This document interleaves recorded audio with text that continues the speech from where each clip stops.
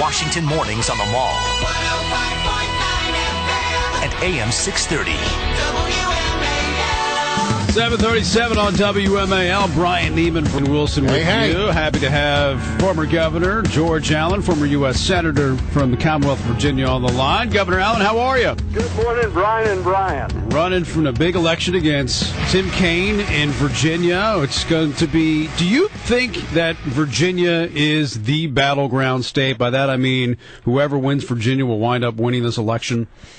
Yes, both in the U.S. Senate and in the presidency. And this is not just me saying it. Most people look at whoever wins this United States Senate race will determine whether Harry Reid continues as leader in the U.S. Senate or we get common-sense conservative leadership. And most people cannot see somebody getting elected president without carrying Virginia. So Virginians who, whether your family has lived here for 400 years or 40 days. Virginians love talking about making history from Jamestown, and we're going to determine, the voters are going to choose the trajectory of our country. Well, tell me why you think it has become, as one pundit, I think, who was it, Mike Allen from Politico says, that it's the swingiest of the swing states. Why has it become so evenly divided? Well, it's just the nature of the people in Virginia, and obviously last time President Obama carried Virginia. Virginia's a state that is a very diverse state in a variety of ways. And so you have Northern Virginia, you have the Hampton Roads area, you have the Shenandoah Valley in Western Virginia, South Side, the Richmond area. So my view is that in this election, what I've been hearing from people, wherever they are in Virginia, though, is they care about jobs and the economy. They care about the direction of our country. They're worried about dangerous levels of debt. Everywhere I talk to, people have been complaining and concerned about the high cost of gasoline and how that affects either their small business or their family household budget. People in Northern Virginia to the Hampton Roads area care if you have children graduating from college, they see that many are moving back home because they can't find a job that is consistent with their education or their skills. And so, broadly speaking, the issues that people have expressed concern to Susan and me about are jobs, the economy, the future, the debt, high fuel prices. And then the one uniting issue that people of all ages, particularly seniors and small business owners, care about is Obamacare. And that's one where independents, Republicans, and some Democrats see Tim Kaine saying that that's, quote, a great achievement. And I say, I want to be the deciding vote to repeal Obamacare. That's something that people see there ought to be a better approach like health savings accounts. The other thing is in Southwest Virginia, the counterproductive energy policies trying to ban coal, which would mean all of us would pay higher electricity rates, and our monthly electric bill pain would be like the pain we feel at the gas pump. That matters. And then people recognize that this administration and Tim Kaine's against the Keystone Pipeline, and the White House is against Virginia producing oil and gas off our coast, which I think we ought to do, and then use the royalties for roads and transportation.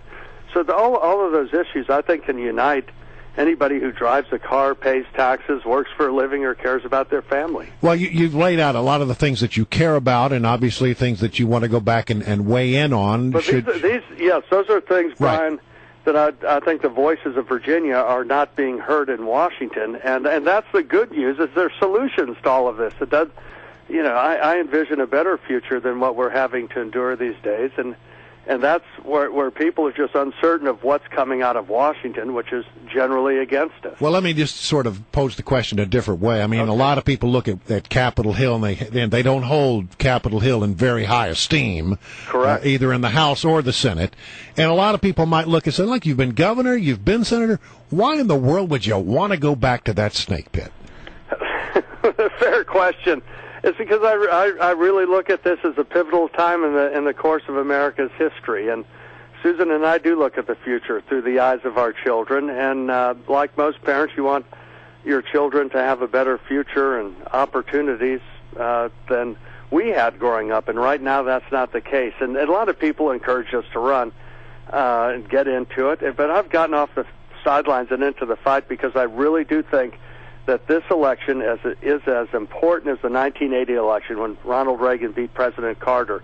This will determine the trajectory of our country and whether we're going to continue declining or begin ascending again. So that's why you learn from losing. It's a humbling experience, and from that, you're stronger and more resolved and more energized than ever to get things done, to get this country moving in the right direction, stop this dawdling and delay, because there's just too much at stake to continue. Right. Before we let you go, we had Governor McDonnell on the program the other day. We got into the Silver Line, the extension of Metro out to Dulles. There's obviously a big fight about it, especially with Virginia being a right-to-work state, whether or not some of these contracts are going to be given to union contractors. Just overall, do you think the Silver Line out to Dulles, Metro to Dulles and in Loudoun County is worth the money that it has cost? Well, they're already $150 million over budget on Phase 1, where they had a project labor union agreement. Rail to Dulles can be built, but it's got to be done in a fiscally responsible way that benefits the taxpayers and toll road users. Virginia, having a right-to-work law gives us a great competitive advantage. I know this as governor in recruiting businesses, and these preferences that they want to give, and this is one of Tim Kaine's appointees. This is his whole decision to give it to this board, which is composed of mostly non-Virginia members, and there ought to be more Virginians on that board. But to give a 10% scoring incentive to union companies ignores our right-to-work laws. It's a preference that is. But even without that, do you think there are going to be enough people that are actually going to ride Metro out to Dulles? Well, ultimately, you'd get some people. The people who I think would be riding it will be some passengers, but I think you'll also get a lot of the people that work everywhere from Reston, Herndon, and at the airport. Those who actually work there do that. That's where I think a lot of your ridership will be. All right. There's no way that toll road users ought to be paying unnecessarily high tolls because of this discrimination against non-union workers. Governor Allen, it was great to have you on the program. Thanks a lot, and we'll talk to you down the road. All right. Thank you, Brian. And Brian, have a